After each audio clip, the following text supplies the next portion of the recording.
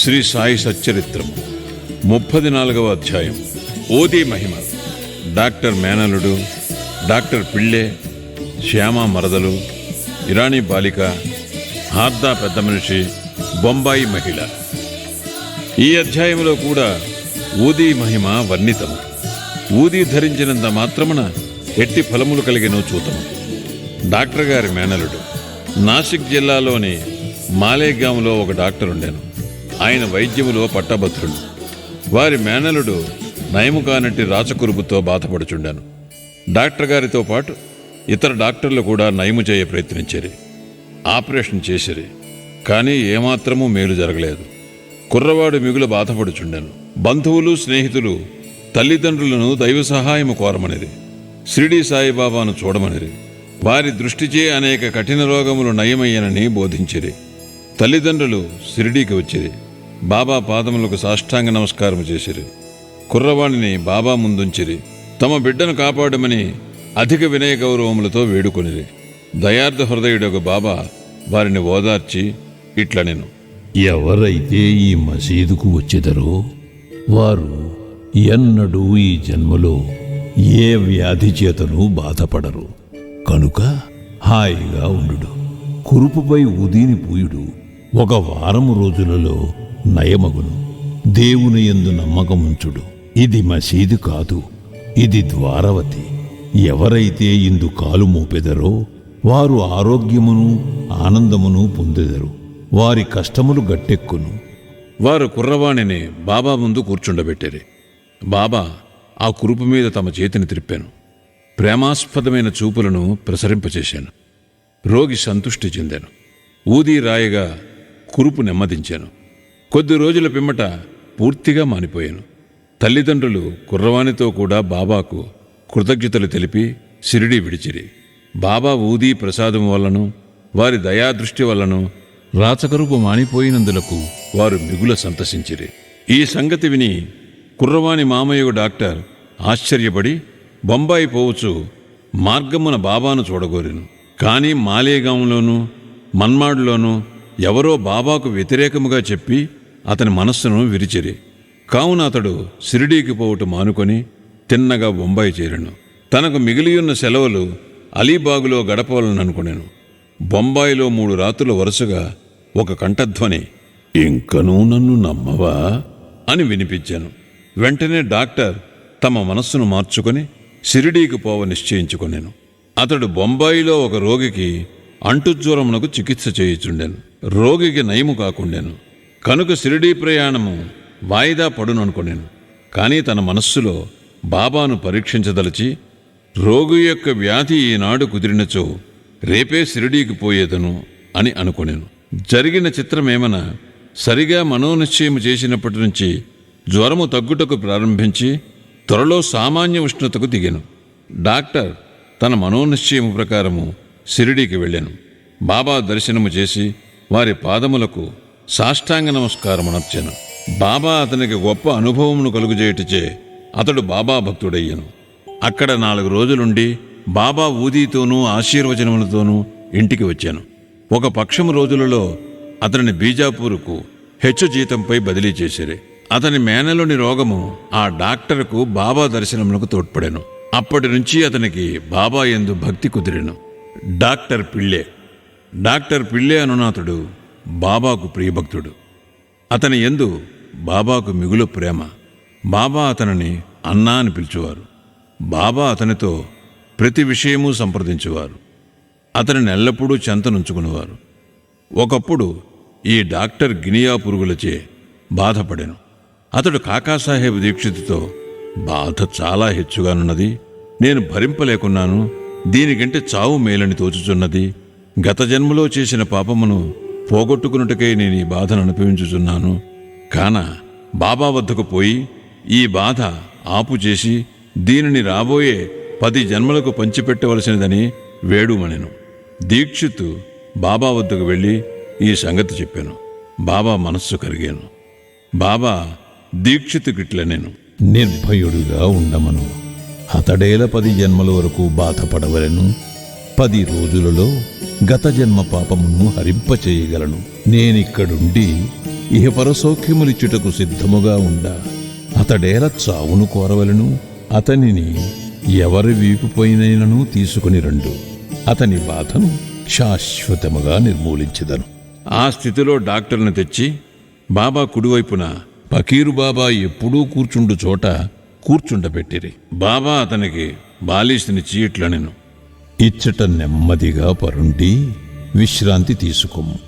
అసలైన విరుగుడు ఏమనగా గత జన్మ పాపము అనుభవించి విమోచనము పొందవలను. మన కష్టసుఖములకు మన కర్మయే కారణము. వచ్చిన దానిని ఓర్చుకొను. అల్లాయే ఆర్చి తీర్చువాడు. వానిని ఎల్లప్పుడూ ధ్యానించుము. అతడే నీ క్షేమమును చూచును. వారి పాదములకు శరీరము, మనస్సు, ధనము, వాక్కు సమస్తము అర్పింపము. అనగా సర్వస్వ శరణాగతి వేడుము. అటుపై వారేమి చేసేదరో చూడుము. నానాసాహెబ్ కట్టుకట్టిననియు కానీ గుణం ఇవ్వలేదనియు డాక్టర్ పిళ్ళే చెప్పాను. బాబా ఇట్లనెను, నానా తెలివి తక్కువవాడు. కట్టు విప్పుము, లేనిచో చచ్చెదవు. ఇప్పుడే ఒక కాకి వచ్చి పొడుచును. అప్పుడు నీ కురుపు నయమగును. ఈ సంభాషణ జరుగుచుండగా అబ్దుల్ వచ్చి మసీదు శుభ్రం చేసి దీపములు బాగుచేయుచుండగా అతని కాలు సరిగా పిళ్ళే కురుపు మీద హఠాత్తుగా పడెను. కాలు వాచియుండెను. దానిపై అబ్దుల్ కాలు పడగానే అందులో నుంచి 7 పురుగులు ఒక్కసారిగా బయటపడెను. బాధ భరింపరానిదిగా నుండెను. డాక్టర్ పిళ్ళే బిగ్గరగా ఏడ్వసాగాను. కొంతసేపటికి నెమ్మదించాను. అతనికి ఏడ్పు నవ్వు ఒకటి తర్వాత ఇంకొకటి వచ్చుచుండాను. బాబా ఇట్లా నేను, చూడుడు, మన అన్న జబ్బు కుదిరి నవ్వుచున్నాడు. పిళ్ళే కాకి ఎప్పుడు వచ్చును నేను బాబా ఇట్లని జవాబునిచ్చాను. నీవు కాకిని చూడలేదా? అది తిరిగి రాదు. అబ్దులే ఆ కాకి. ఇప్పుడు నీవు పోయి వాడాలో విశ్రాంతి కొనుము. నీవు త్వరలో బాగయ్యేదవు. ఊది పూయట వలన దానిని తినుట వలన ఏ చికిత్స పొందకయే ఔషధమును పుచ్చుకొనకయే వ్యాధి పూర్తిగా 10 రోజులలో బాబా చెప్పిన ప్రకారము మానిపోయాను. శ్యామ మరదలు. శ్యామ తమ్ముడు బాపాచి సావుల్ విహర్ దగ్గర ఉండువాడు. ఒకనాడు అతని భార్యకు ప్లేగు తగిలెను. ఆమెకు తీవ్రమైన జ్వరము వచ్చాను. చంకలో 2 బొబ్బలు లేచాను. బాపాచి శ్యామ వద్దకు పరిగెత్తుకు వచ్చి సహాయపడుమనెను. శ్యామ భయపడాను. కానీ యథాప్రకారము బాబా వద్దకు వెళ్ళాను.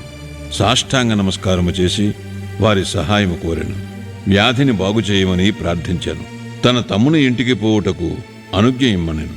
బాబా ఇట్లనెను, ఈ రాత్రి సమయమందు వెళ్ళవద్దు. ఊది పంపము. జ్వరమును గాని బొబ్బలను గాని లక్ష్యపెట్టనవసరం లేదు. మన తండ్రియును యజమానియు ఆ దైవమే. ఆమె వ్యాధి సులభముగా నయమగును. ఇప్పుడు వెళ్ళవద్దు. రేపటి ఉదయము వెళ్ళుము. వెంటనే తిరిగి రమ్ము. శ్యామకు బాబా ఊదియందు సంపూర్ణ విశ్వాసముండెను. బాపాచి ద్వారా దానిని పంపాను. బొబ్బలపై దానిని పూసి కొంత నీళ్లతో కలిపి త్రాగించేది. దానిని తీసుకుని వెంటనే బాగా చెమట పట్టాను. జ్వరము తగ్గాను. రోగికి మంచి నిద్ర పట్టాను. మరుసటి ఉదయము తన భార్యకు నయమగుట చూచి బాపాచి ఆశ్చర్యపడాను. జ్వరము పోయాను. బొబ్బలు మానెను. మరుసటి ఉదయము శ్యామ బాబా ఆజ్ఞ ప్రకారము వెళ్ళగా ఆమె పొయ్యి దగ్గర తేనీరు తయారు చేయుచుండట చూచి ఆశ్చర్యపడాను. తమ్ముని అడుగగా బాబా ఊది ఒక్క రాత్రిలోనే ఆ బొబ్బలను బాగు చేసెను అనెను. అప్పుడు ఉదయము వెళ్ళు, త్వరగా రమ్ము అను బాబా మాటల భావము శ్యామ తెలుసుకొనగలిగాను. టీ తీసుకుని శ్యామ తిరిగి వచ్చాను. బాబాకు నమస్కరించి ఇట్లనెను, దేవా, ఏమి నీ ఆట? మొట్టమొదట తుఫాను లేపి మాకు అశాంతి కలుగు చేసేదవు. తిరిగి దానిని శాంతింపచేసి మాకు నెమ్మది ప్రసాదింతవు. బాబా ఇట్లు జవాబిచ్చాను, కర్మ యొక్క మార్గము చిత్రమైనది. నేనేమీ చేయకున్నను నన్నే సర్వమునకు కారణభూతునిగా నించెదరు. అది అదృష్టమును బట్టి వచ్చును. నేను సాక్షిభూతుడను మాత్రమే. చేయువాడు ప్రేరేపించువాడు దేవుడే. వారు మిక్కిలి దయార్ద్ర హృదయులు. నేను భగవంతుడను కాను, ప్రభువును కాను. నేను వారికి నమ్మకమైన బంటును. వారిని ఎల్లప్పుడూ జ్ఞాపకము చేయుచుందును. ఎవరైతే తమ అహంకారమును ప్రక్కకు త్రోసి భగవంతునికి నమస్కరించెదరో, ఎవరు వారిని పూర్తిగా నమ్మెదరో, వారి బంధములూడి మోక్షమును పొందెదరు. ఇరానీ బాలిక. ఇక ఇరానీ వాని అనుభవమును చదువుడు. అతని కుమార్తెకు ప్రతి గంటకు మూర్ఛ వచ్చుచుండెను. మూర్ఛ రాగానే ఆమె మాటలాడలేకుండెను. కాళ్ళు చేతులు ముడుచుకుని స్పృహ తప్పి పడిపోవచుండెను. ఏ మందులు ఆమెకు నయము చేయలేదు. ఒక స్నేహితుడు బాబా ఊదీని ఉపయోగించమనెను. విలే పార్లేలోనున్న కాకాసాహెబ్ దీక్షిత్ వద్ద ఊదీ తీసుకుని రమ్మనెను. ఇరానీవాడు ఊదీని తెచ్చి ప్రతిరోజు నీటిలో కలిపి త్రాగించుచుండెను. మొదట ప్రతి గంటకు వచ్చు మూర్ఛ 7 గంటలకు ఒకసారి రాసాగాను. కొద్ది రోజులు పిమ్మట పూర్తిగా నిమ్మళించాను. హార్దా పెద్ద మనిషి. హార్దాపుర నివాసియగు వృద్ధుడొకడు మూత్రకోశములో రాయితో బాధపడుచుండెను. అట్టి రాళ్లు ఆపరేషన్ చేసి తీసేదరు. కనుక ఆపరేషన్ చేయించుకోమని సలహా ఇచ్చేది. అతడు ముసలివాడు, మనోబలము లేనివాడు. ఆపరేషన్కి ఒప్పుకొనకుండెను.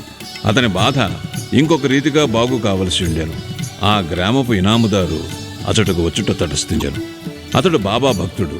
అతని వద్ద బాబా ఊదీ ఉండెను. స్నేహితులు కొందరు చెప్పగా వృద్ధుని కుమారుడు ఊదీ తీసుకుని దానిని నీళ్లలో కలిపి తండ్రికిచ్చాను. 5 నిమిషములలో ఊదీ గుణమిచ్చాను. రాయి కరిగి మూత్రము వెంబడి బయటపడాను. వృద్ధుడు శీఘ్రముగా బాగయ్యాను. బొంబాయి మహిళ. కాయస్థ ప్రభుకులమునకు చెందిన బొంబాయి స్త్రీ ఒకతే ప్రసవించు సమయమును మిగులు బాధపడుచుండెను. ఆమె గర్భవతి అయిన ప్రతిసారి మిగులు భయపడుచుండెను. ఆమెకేమీయూ తోచకుండెను. బాబా భక్తుడు కళ్యాణవాసుడు అగు శ్రీ రామమారుతి ఆమెను ప్రసవించునాటికి షిరిడీకి తీసుకుని పొమ్మని సలహా ఇచ్చాను. ఆమె గర్భవతి కాగా భార్యాభర్తలు షిరిడీకి వచ్చిరి. కొన్ని మాసములు అక్కడ ఉండేరి. బాబాను పూజించిరి.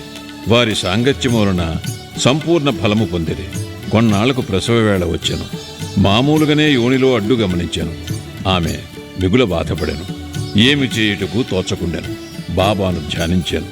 ఇరుగు పొరుగు వారు వచ్చి బాబా ఊదీని నీళ్లలో కలిపి ఇచ్చిరి.